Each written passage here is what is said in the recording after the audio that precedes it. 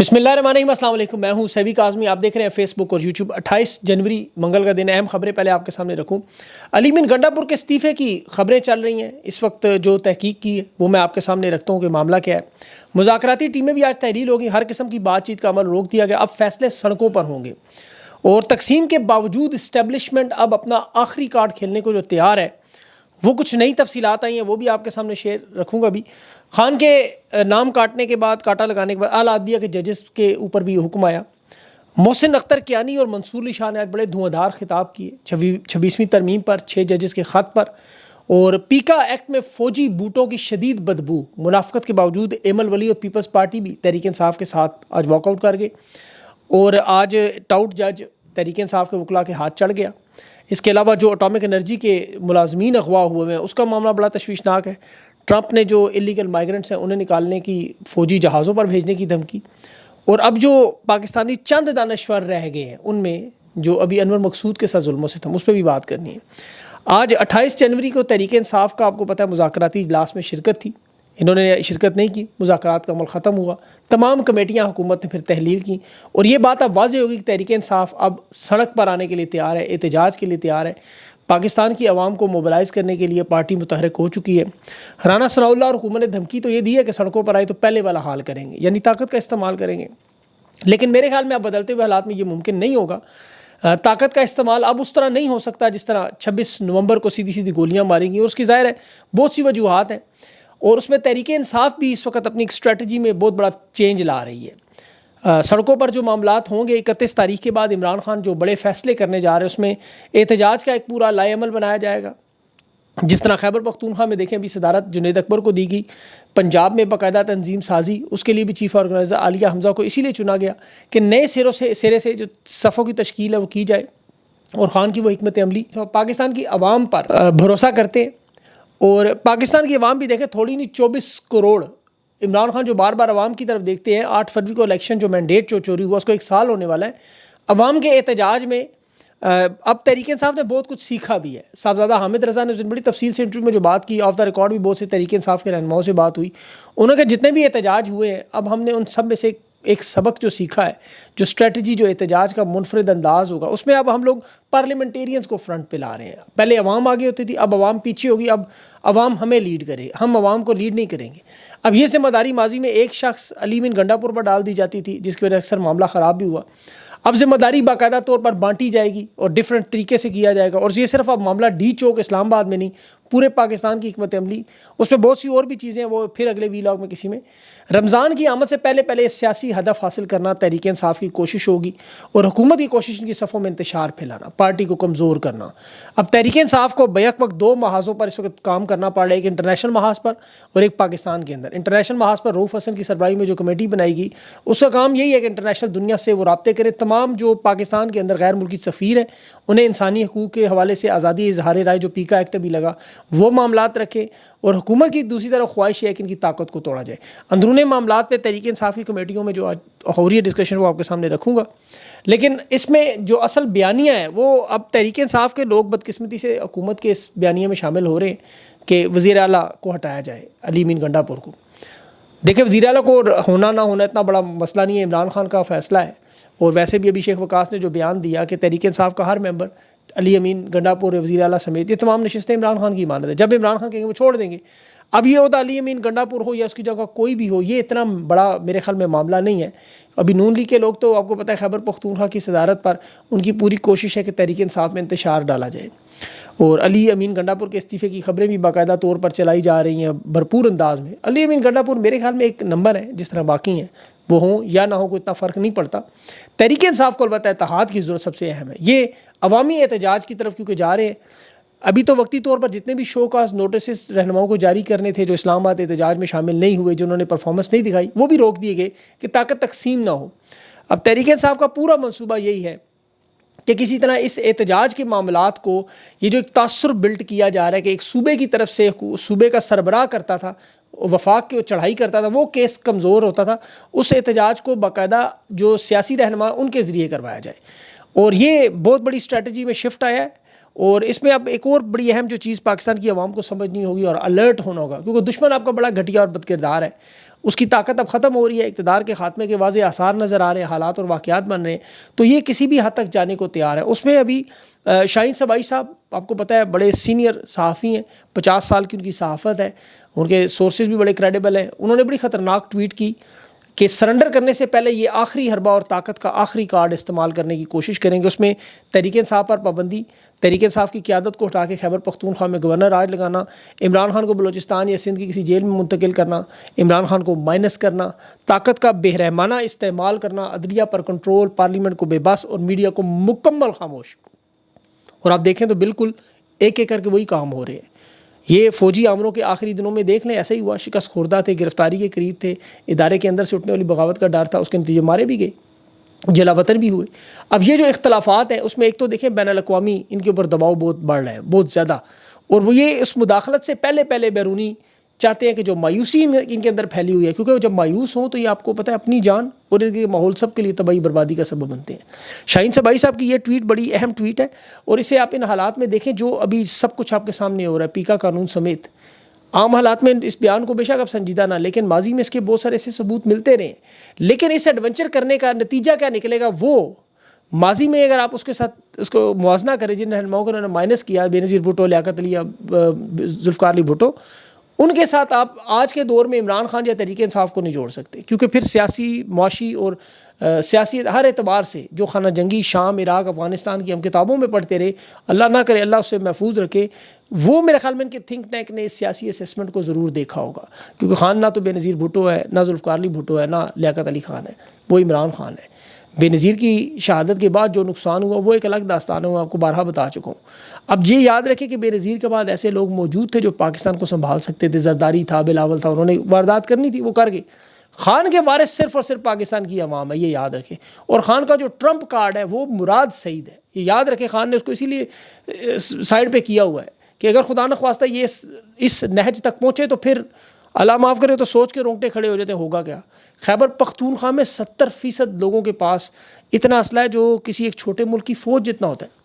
اب آپ خود سوچیں کہ اللہ پاکستان کو محفوظ رکھے کہ جہاں روزانہ 30 لوگ شہید ہو رہے ہوں، جہاں کوئی ایسی آگ نہ لگی ہو، جنگ نہ لگی ہو، ایسا ایڈونچر کرنا۔ وہاں تو ایک مشرقی پاکستان تھا، یہاں تو دو بننے کے لیے تیار بیٹھے ہوئے ہیں۔ اسی لیے ان لوگوں کو سمجھایا جاتا ہے بار بار، انہیں بہت بغض ہے عمران خان سے، یقین کریں بہت بغض، کہ سینٹ میں وہ نون لیگ کا سینیٹر عفنان اللہ کہہ رہا تھا کہ خان کی تصویر سینٹ میں کیوں آتی ہے، یہ روکیں۔ اسپیکر کو کہہ رہا تھا، اور اسپیکر کہتا ہے میں اس پر رولنگ بھی دوں گا اور بات بھی کروں گا۔ اندازہ کریں، تصویر انہیں پارلیمنٹ اور سینٹ میں گوارا نہیں ہے۔ تو میرے خیال میں تحریک انصاف اگر یہ ہو معاملہ تو پھر انہیں اسمبلیوں میں جانا ہی نہیں چاہیے، یہ اسمبلی کے باہر اپنا اجلاس کریں۔ یہ جو بدترین مارشل لا کی صورتحال جس پہ بھی باقاعدہ طور پر پیکا 2025 قانون آج سینٹ اور پارلیمنٹ سے منظور بھی کروا لیا، اس میں پیپلز پارٹی اور عوامی نیشنل پارٹی جیسے منافقت کرنے والے لوگ بھی ان کے ساتھ واک آؤٹ پہ مجبور ہو گئے۔ یہ مکمل طور پر اسٹیبلشمنٹ کا مارشل لا کا قبضہ ہے۔ یہ جو مین سٹریم میڈیا پر اب خبریں چلائیں گی وہ صرف اور صرف وہی چلیں گی جو ان کی منظوری سے ہوگا، جو بیانات تحریک انصاف کے رہنماؤں کے، ججز کے، وہ نہیں آئیں گے۔ حکومت کو جو چیز پسند ہوگی، چاہے وہ جھوٹ ہو سچ ہو، وہ فیصلہ خود کریں گے۔ فارم 47 کی حکومت کا ناجائز کہنا بھی فیک خبر، اندازہ کریں۔ پاکستان کو دنیا کی ترقی کا سب سے بڑا ملک آپ نے قرار دینا ہے، کہنا ہے جی جمہوریت، آئین اور قانون سب کچھ موجود ہے، ورنہ وہ خبر فیک ہوگی۔ شمالی کوریا میں آپ جا دیکھیں، وہ اپنے آپ کو دنیا فٹ بال کی ورلڈ چیمپئن سمجھتے ہیں ابھی بھی، بالکل وہی ڈرکونین شمالی کوریا والے لا، بالکل وہی۔ ایسے حالات ضیاء الحق، ایوب خان اور یحییٰ خان کے دور میں بھی یقین کریں نہیں تھے۔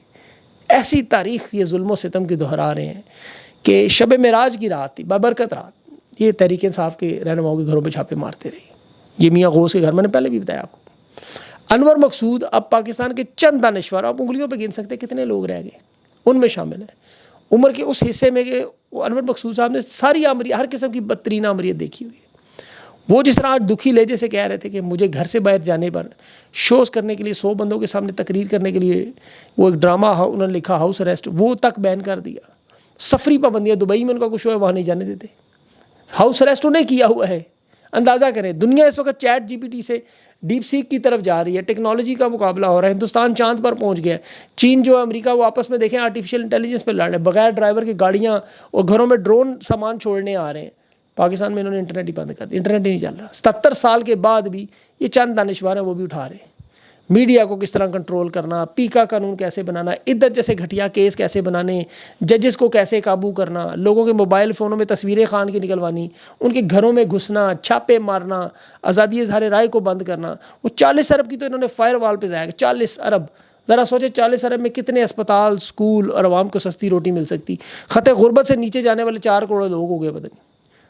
یہ ان کے عمل سے لیکن ایک چیز ثابت ہوئی کہ 2 سال 8 مہینوں میں کہ انہیں پاکستان سے، پاکستان کی عوام سے اور پاکستان کے حالات سے کوئی دلچسپی نہیں، باخدا کوئی دلچسپی نہیں.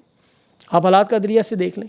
26ویں ترمیم انہوں نے کی، سپریم کورٹ میں عدلیہ میں اپنے ججز بٹھا کر قابو تو کر لیا. ابھی کچھ باضمیر ججز موجود ہیں جو آواز اٹھاتے ہیں، کھل کر میدان میں بھی آتے ہیں. اب وہ بھی ظاہر ہے عوام کی طرف دیکھتے ہیں کہ عوامی حمایت ہو، حالات بدلتے ہوں، ان کے پیچھے طاقت کوئی موجود ہو. پاکستان کی عوام کا حوصلہ ہونا چاہیے. ظاہر ہے جس طرح عوام کو حوصلہ چاہیے بھی چاہیے. اپنی کیپیسٹی میں بات کرتے ہیں. محسن اختر کیانی آج وہ ہائی کورٹ لیول کے جج، اسلام آباد ہائی کورٹ میں آپ کو پتہ سینئر جج ہیں، ان کا نام جوڈیشل کمیشن میں سے بھی انہوں نے کاٹا تھا. انہوں نے آج بڑا دھویں دار خطاب کیا. یہ 6 ججز کا جو خط تھا خفیہ اداروں کا، انہوں نے لکھا تھا خط کہ کس طرح خفیہ عدالتیں مینیج کرتے ہیں. انہوں نے کہا 26ویں ترمیم لائی اس وجہ سے کہ اس خط کو دبانے کے لیے عدلیہ کو باقاعدہ کمپرومائز کیا گیا. فوجی افسران عدالتیں چلا رہے ہیں. 26ویں ترمیم کو ایسے قابو کیا گیا، 26ویں ترمیم لگا کے پھر سارے معاملات. اب یہ روکنے کا ایک طریقہ انہوں نے کہا ایک ہی ہے، فل کورٹ تمام ججز کو لا کر سنایا جائے. اور پھر منصور علی شاہ صاحب کا بھی ایک بیان ایسا ہی آیا کہ موسمی تبدیلی کی شدت جو ہے وہ ہر گزرتے دن کے ساتھ بڑھ رہی ہے. اب یہ بیانات، پیغامات دیکھیں، بلا شبہ جج کوشش کرتا ہے لیکن جب تک اس کے پاس طاقت نہ ہو. اب تو حالت یہ ہے کہ میڈیا کو جو حکم دیا گیا کہ ان ججز کے ریمارکس، بیانات یہ آپ لوگوں نے نہیں چلانے کسی صورت میں، جس طرح عمران خان کا نام نہیں چلایا جاتا. اور جس طرح عدالت کی روایات اور آئین کی کھلواڑ ہو رہا ہے، جو داغدار فیصلے ہو رہے ہیں، بد کردار ججز کرنے ہیں، عدلیہ کے تقدس کو پامال کیا جا رہا ہے، وہ دیکھیں صرف اور صرف اس وجہ سے کہ لاکھوں کی تنخواہیں مل رہی ہیں، صرف نوکریوں کے لالچ میں، اور کچھ بھی نہیں ملتا.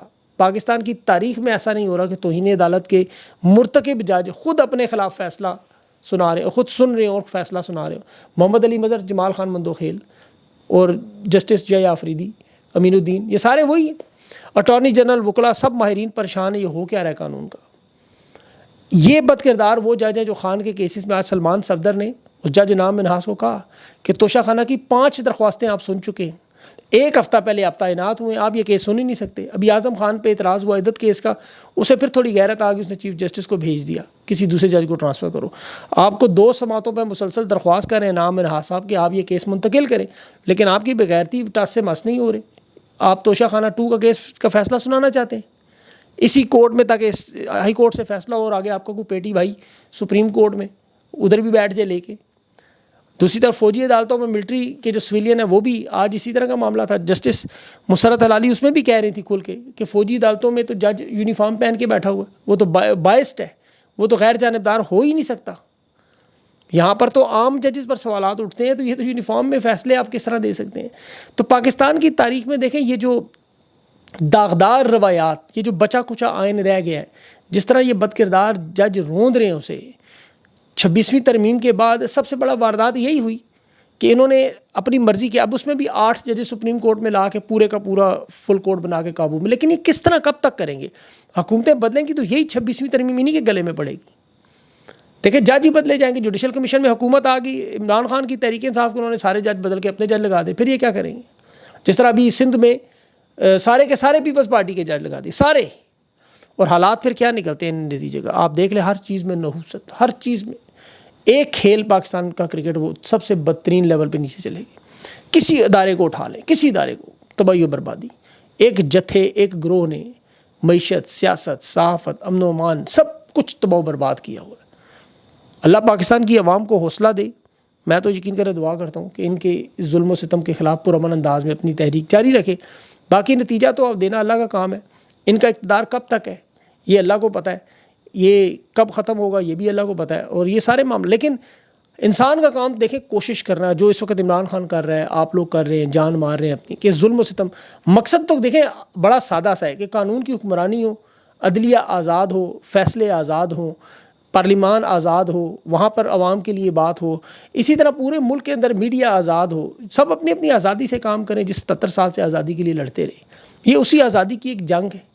اس کے علاوہ تو لوگوں کو کچھ نہیں چاہیے. اس کے بعد پھر دیکھیں امن بھی آتا ہے، معاملات بھی ٹھیک ہے. ہندوستان دیکھیں کہاں سے کہاں پہنچ گیا. آپ کے ساتھ کتنے کلومیٹر دور ہے لاہور سے، اور دیکھیں ان کی ترقی دیکھیں. اور ادھر آپ پنجاب جائیں، ہندوستان کے پنجاب میں، اور ساتھ ہی پنجاب میں پاکستان میں زمین اور آسمان کا فرق شروع ہو جائے. کیوں؟ صرف اور صرف وہاں آزادی ہے، جمہوریت ہے، قانون آزاد ہے. یہ نہیں کہ وہ بالکل پرفیکٹ ہے، لیکن انہوں نے اپنی جمہوریت کو آزاد کر لیا. وہاں پہ یہ جتھا نہیں ہے، سارا کچھ ٹھیک چل رہا ہے. تو اس جتھے سے جب تک جان نہیں چھوٹتی اس وقت تک پاکستان کے حالات نہیں ہو رہے. انشاءاللہ جان ضرور چھوٹے گی. اللہ کا نظام ہے، ان سے بڑے بڑوں سے چھوٹ گئی، یہ بھی چھوٹ جائے گی. اللہ پاکستان پہ اپنا رحم کرے. اگلی ویڈیو تک کے لیے مجھے اجازت. اللہ حافظ.